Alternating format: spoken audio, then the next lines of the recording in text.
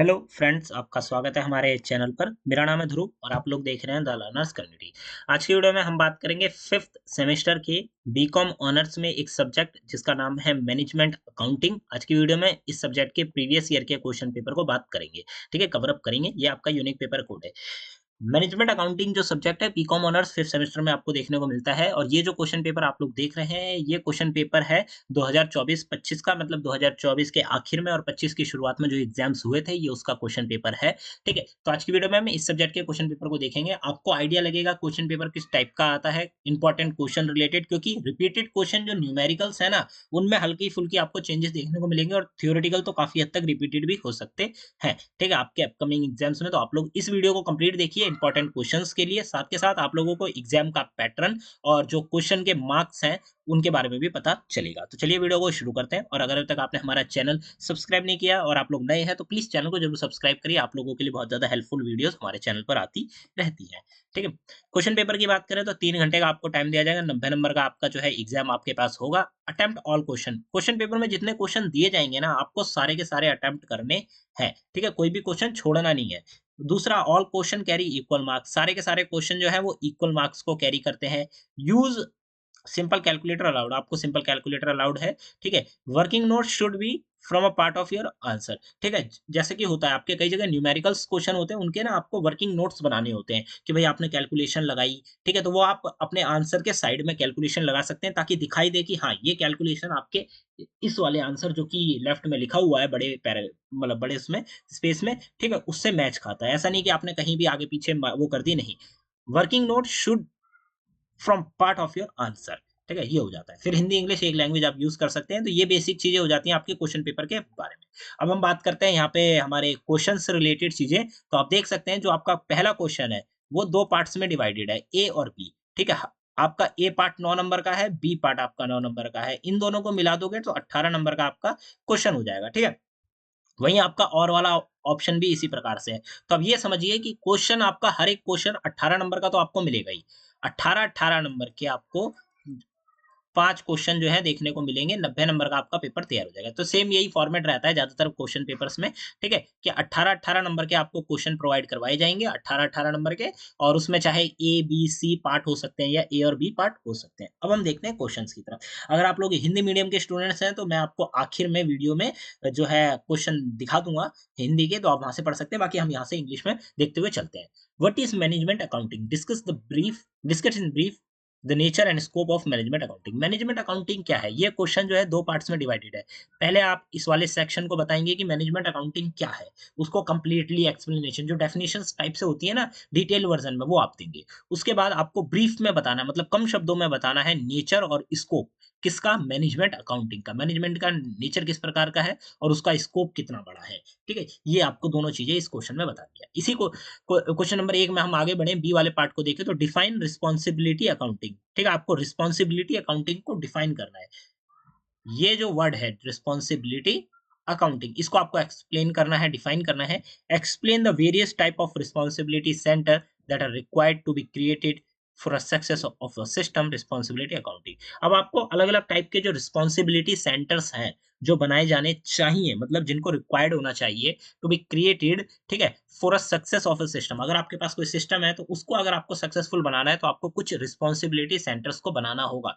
तो वो जो अलग-अलग टाइप के सेंटर्स होते हैं, उनको आपको बताना है, उन कौन-कौन से हैं, उनके बारे में आपको एक्सप्लेनेशन देनी है। ठीक है? ये हो जाता है। फिर और वाले ऑप्शन आपको देखने को मिलते हैं, ठीक है? तो आप चाहे तो ऊपर के 2 ए और बी अटेम्प्ट कर सकते हैं, चाहे तो आप नीचे के ए और बी अटेम्प्ट कर सकते हैं।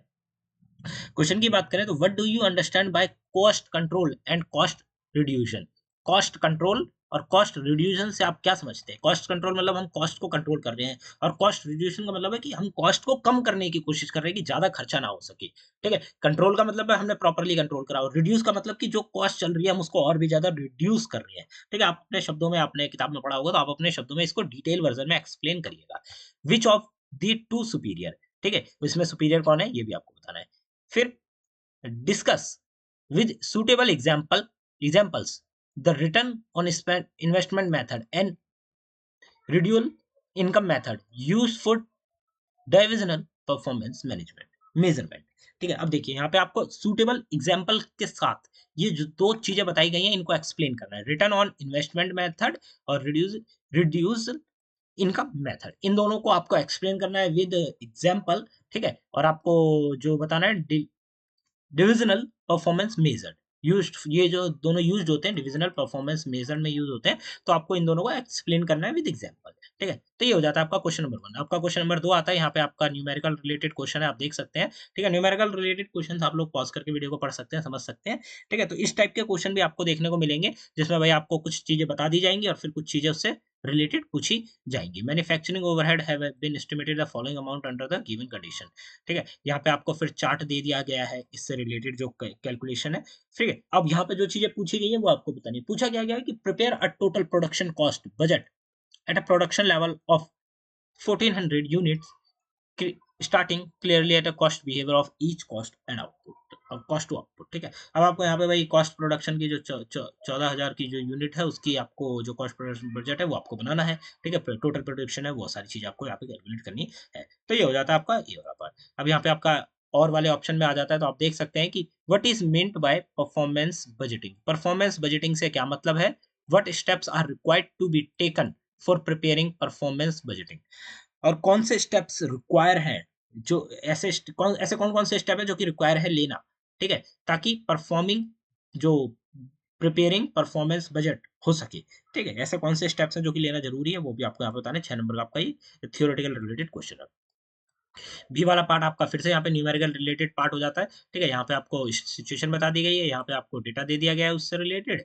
ठीक है, फिर आप अगर थोड़ा या नीचे आएंगे, ठीक है, तो यहाँ पे उससे रिलेटेड चीजें भी बताई गई हैं। There will be no work in progress for end of the month, ये सारी चीजें हैं। अब आपको यहाँ पे जो चीजें निकालनी है वो ये है। ठीक है, production budget for 6 month ending December 2024 और summarise production cost budget for the same period. ठीक है, तो आपका ये हो जाता है 12 नंबर का आपका ये वाला पार्ट हो जाता है, और बचा हुआ जो 6 नंबर का आपका ये वाला पार्ट हो जाता है, और 18 नंबर का आपका और वाला सेक्शन भी कंप्लीट हो जाता है। क्वेश्चन नंबर 3 की तरफ आते हैं। ठीक है, यहाँ पे आपके ए वाले पार्ट में पूछा गया distinguish between standard cost and estimated cost. Standard cost और एस्टिमेटेड कॉस्ट के बीच में क्या अंतर है ये आपको बताना है। 4 नंबर का आपका क्वेश्चन है। ठीक है, तो 4 नंबर का मतलब कि आपको कम से कम 3-3 या 4-4 जो अंतर होते हैं वो आपको एस्टिमेटेड बताने होंगे। ठीक है, फिर बी वाला पार्ट आ जाता है आपका, यहाँ पे फिर से न्यूमेरिकल बेस्ड क्वेश्चन है, यहाँ पे आपको डेटा दे दिया गया है। ठीक है, उससे रिलेटेड बाकी चीजें दे दी गई हैं। थोड़ा आप नीचे आएंगे तो यहाँ पे और ज्यादा डिटेल बताई गई है। अब आपको यहाँ पे क्या करना है, कैलकुलेट ऑल मटेरियल वेरिएंस। यहाँ पे आपको कैलकुलेट ऑल मटेरियल वेरिएंस जो है वो करना है। ये 4 नंबर का है, और ऊपर वाला आपका जो क्वेश्चन था थ्योरेटिकल वाला ये आपका 4 नंबर का ये है, 14 नंबर का ये है, 18 नंबर का आपका हो जाता है। और वाले ऑप्शन की तरफ आते हैं, तो यहाँ पे आपको सिंपली जो डेटा है वो दे दिया गया है कंपनी का, आप देख सकते हैं। ठीक है, उसके बाद यहाँ पे आपको calculate overhead, calculate following overhead जो वेरिएंसेस है, ये सारी चीजें आपको कैलकुलेट करनी है। ठीक है, ये आपका यहाँ पे बताया गया है, और ये सीधा सीधा आपका हो जाता है। ठीक है, और वाला ऑप्शन तो ये आपको यहाँ पे कैलकुलेट करके यहाँ पे ये सारी चीजें आपको जो निकालनी है, fixed overhead current variances, fixed overhead capacity variances, ये सारी चीजें आपको निकालनी है। ठीक है, तो ये हो जाता है। अब हम आते हैं हमारे क्वेश्चन नंबर 4 की तरफ। ए वाला पार्ट है आपका सीधा सीधा थ्योरेटिकल वो न्यूमेरिकल रिलेटेड क्वेश्चन। ठीक है, यहाँ पे आपको डेटा दिया गया है उससे रिलेटेड, आप देख सकते हैं। फिर यहाँ पे और चीजें पूछी गई हैं। You are asked to determine PV ratio, annual fixed cost, break even sales for each half, ये सारी चीजें आपको कैलकुलेट करनी है। 9 नंबर का आपका हो जाता है। बी वाला पार्ट भी आपका थ्योरेटिकल ही है, वो सॉरी न्यूमेरिकल बेस्ड है। ठीक है, यहाँ पे आपको डेटा दे दिया गया है, सिचुएशन बता दी गई है। अब आपको ये जो प्रिपेयर करनी है ये चीजें आपको निकाल के प्रिपेयर करनी है। ये तीसरा भी आपको प्रिपेयर करना है। ठीक है, 9 नंबर का आपका ये हो जाता है। अब और वाले ऑप्शन को अगर आप देखें तो 4 नंबर का आपका पहला वाले पार्ट में पूछा गया distinguish between marginal cost and observant cost. जो अब्सॉर्बेशन कॉस्ट है उसको और जो मार्जिनल कॉस्ट है इनके बीच में क्या अंतर है ये आपको यहाँ पे बताना है। 4 नंबर का है तो कम से कम 3 से 4 अंतर तो आपको बताने ही पड़ेंगे। ठीक है, बी वाला पार्ट आ जाता है, ये आपका न्यूमेरिकल बेस्ड क्वेश्चन है। ठीक है, आप देख सकते हैं यहाँ पे आपको डेटा दिया गया है, उससे रिलेटेड चीजें यहाँ पे आपको बताई गई। जो चीजें डिटरमाइन करनी है वो है ये सारी चीजें आपको निकालनी है। 3 चीजें आपको यहाँ पे पूछी गई है तो निकालनी है। ठीक है, ब्रेक इवन सेल्स वॉल्यूम, फिर the profit at the budget sales volume, और profit if actual sales drop by 10% increase by 5% from budget sales, ये आपको निकालना है। 14 नंबर का आपका ये क्वेश्चन हो जाता है। तो ये समझ लीजिए कि जो न्यूमेरिकल रिलेटेड क्वेश्चन है जिसमें आपको डेटा दिया जाएगा, कैलकुलेशन के लिए पूछा जाएगा। उन चीज़ों को आपको काफ़ी ध्यान से करना है, ठीक है? अगर आपकी कै मैथ है तो काफ़ी अच्छी खासी है, ठीक है? आप लोगों ने ये सब्जेक्ट चुना है तो आपकी मैथ अच्छी ही होगी, तो आप लोगों को ये सारी कैलकुलेशन ऑन द बेसिस करनी होगी, जो डेटा दिया जाएगा तभी आप लोगों को अच्छे जो मार्क्स हैं वो मिल पाएँगे। क्वेश्चन नंबर 5 आ जाता है, ए वाले पार्ट में distinguish between sunk cost and shutdown cost. 4 number का है, कम से कम 4 जो है आपको अंतर बताने होंगे किसके बीच में? संक कॉस्ट और जो शटडाउन कॉस्ट है इनके बीच में, ठीक है? तो ये हो जाता है आपका। बी वाला पार्ट अगर आप देखते हैं तो ये आपका न्यूमेरिकल बेस्ड क्वेश्चन है। यहाँ पे बी में आपको सिचुएशन बताई गई है, फिर यहाँ पे आपको डेटा दिया गया है, ठीक है? यहाँ पे बाकी चीज़ें भी बताई गई हैं, आप इनको पढ़ सकते हैं। अब आपको जो रिक्वायर्ड करना है, वो जो चीज़ें निकालनी है, वो आपको आखिर में यहाँ बताई गई हैं, तो ये चीज़ें आपको निकालनी है। 14 नंबर का आपका ये क्वेश्चन आता है।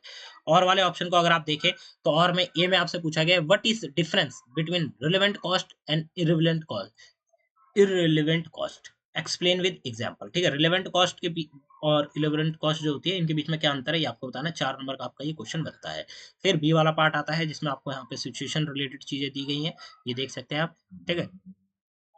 और यहाँ पे जो चीज़ें निकालने के लिए कहा गया है, वो ये है। 14 नंबर का आपका ये क्वेश्चन बन के तैयार होता है, ठीक है? तो ये हो जाता है। अब यहाँ पे आपका हिंदी मीडियम के स्टूडेंट्स के लिए मैं दिखा देता हूँ, अगर आप लोगों को इंग्लिश में कुछ कई स्टूडेंट को इंग्लिश में समझ में ना आया हो, तो आप लोग हिंदी का ज़रूर देखिएगा, ठीक है? ये आपका ए, बी हो जाता है, फिर और वाले के साथ ए, बी ये वाला भी आ जाता है, ठीक है? फिर यहाँ पे क्वेश्चन नंबर 2 आ जाता है, यहाँ पे सिचुएशन बताई गई है कि भाई क्या चीज़ चल रही है, उससे रिलेटेड यहाँ पे आपको डेटा दिया गया है। डेटा भी आप चाहें तो पॉज़ करके वीडियो को अच्छे से समझ सकते हैं, ठीक है? ये आपसे बत पूछा गया है।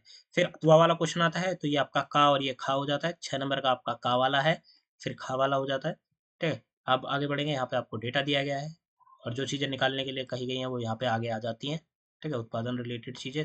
तो निम्नलिखित तैयार करिए, ये चीज़ें आपको कैलकुलेशन करके निकालनी है, 12 नंबर का आपका ये हो जाता है। क्वेश्चन नंबर 3 आता है, जिसके ए में आपको अंतर पूछे गए हैं, अंतर आपको स्पष्ट करना है, ठीक है?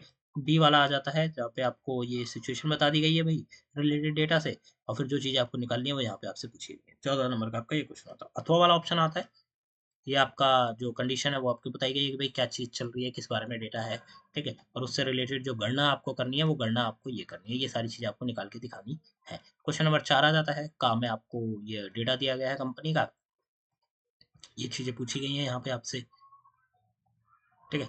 फिर का के बाद खा वाला आ जाता है, यहाँ पे फिर से आपको डेटा दिया गया है कंपनी का। यहाँ थोड़ा और आप नीचे आएँगे तो निम्नलिखित चीज़ें आपको ये जो चा 3 चीज़ें हैं, ये आपको प्रिपेयर करके दिखानी है। 9 नंबर का आपका ये क्वेश्चन हो जाता है। अथवा वाला पार्ट आता है, जिसमें का में आपसे ये पूछा गया है 4 नंबर का, ठीक है? खा में आपका ये आ जाता है। ये 3 चीज़ें आपको जो निर्धारित है, और निम्नलिखित चीज़ें वो बताई गई हैं। और फिर आपका आ जाता है 5वां क्वेश्चन, लास्ट क्वेश्चन है का और खा आपका ये हो जाता है। ज़्यादातर क्वेश्चन आपके अंतर स्पष्ट करने वाले हैं, ठीक है? और थ्योरेटिकल रिलेटेड क्वेश्चन भी हैं, तो उनको भी आप अच्छे से प्रिपेयर करिए। अंतर रिलेटेड चीज़ों के लिए आप पढ़ के जाइए। ये आपका 14 नंबर का पार्ट हो जाता है। फिर आपका और वाला ऑप्शन आ जाता है, जिसमें का और खा आपको यहाँ पे डायरेक्ट दिया गया है, ठीक है? तो यहाँ पे आपका जो क्वेश्चन पेपर है कंप्लीट हो जाता है। जितने भी क्वेश्चन हमने आपको बताए मैनेजमेंट अकाउंटिंग के, इस क्वेश्चन पेपर में सारे इंपॉर्टेंट है आप लोगों के लिए, तो इनको अच्छे से प्रिपेयर करके जाइएगा, ठीक है? मिलते हैं अगली वीडियो में। Thanks for visiting on my channel guys.